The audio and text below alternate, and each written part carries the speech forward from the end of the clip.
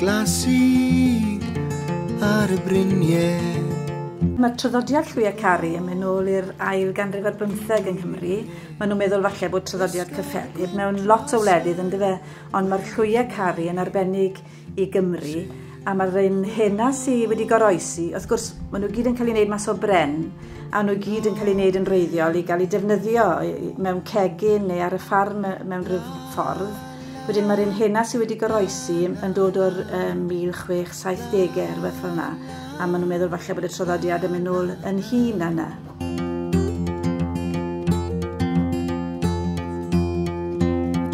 A wedyn, yn y gaeafau hir, le oedd dim gymaint o waith ar y ffarm, a oedd y bechgyn ifanc a lot o amser ar ei dwylo, bydden nhw'n treulio nosweithiau yn cerfio offer i'r ffarm, ond wedyn hefyd o'n nhw'n dechrau mireinio'r grefft. O'n nhw'n dechrau gwneud y llwyau yn fwy cywrain, a wedyn o'n nhw'n math o gystadlu gyda'i gilydd i wneud y llwyau mwyaf cywrain posibl.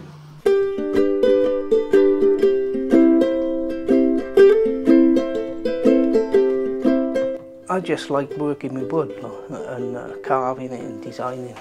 A friend of mine, she took me to St Fagans. I met Gwyndaf Breeze, the wood carver. He taught me how to make the spoons. People used to make them for their girlfriends or somebody they fancied. They'd just carve a spoon and give it to them as a token of affection. And carve different symbols into the spoon, and it all depends. Some of them were really elaborate, like it all depends. So I suppose the more affection people had for somebody, the better they were carving it. But it depends how good. It depends how good a carver they were as well, I suppose.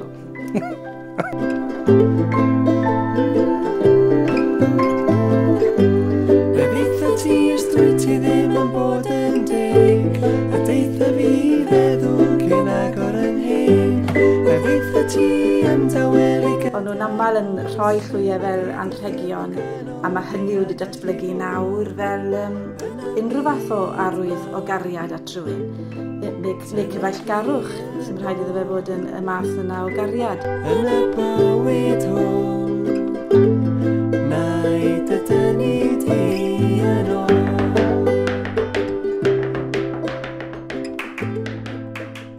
Arbenigedd ni fel cwmni wrth gwrs yw i roi enwau y pobl ar y llwyau. Pyrography yw enw'r grefft. Wedyn ni'n rhoi enwau'r cwpl sy'n priodi er enghraifft ar dyddiad y briodas neu enw'r plentyn sydd wedi cael ei eni. A mae hyn yn arbennig i briodasau gyda'r ffafrau. Ni'n gwerthu canoedd o ffafrau bob blwyddyn. Le ni'n gallu rhoi birfodd initial bachgen ar ferch sy'n priodi a falle dyddiad y briodas. Cwmni bach yw cwmni Cadwyn a ni'n gwerthfawrogi bob arwydd o werthfawrogiad gan gwsmeriaid sy'n sgrifennu ato ni i weid diolch i ni am ein gwasanaeth. Er enghraifft, mae un cwsmer dyn ni'n fi'n credu o America oedd hwn a mae'r beth oedd e wedi sgrifennu ato ni yn sefyll yn y cof. Thank you for delivering our order so promptly. It was a 5th anniversary surprise, and it was received as such with great gasps of surprise and delight, exactly as you would have wished to witness, and your work and inscription is really appreciated, a great reminder of the occasion and one to be handed down in years to come. Mae'r rhain yn aros yn y teuluoedd, mae'n amlwg, a mae pobl yn wirioneddol werthfawrogi y llwyau.